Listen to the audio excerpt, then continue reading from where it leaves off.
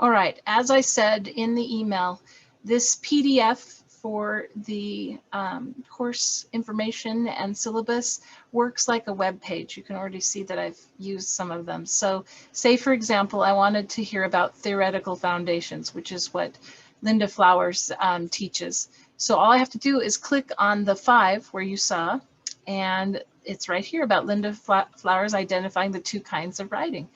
And if I want to go back up to the top so I can choose a different item, I can select any of these. They're normally blue.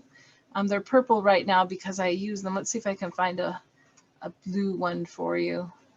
Gosh, I think I've used all of them. There we go.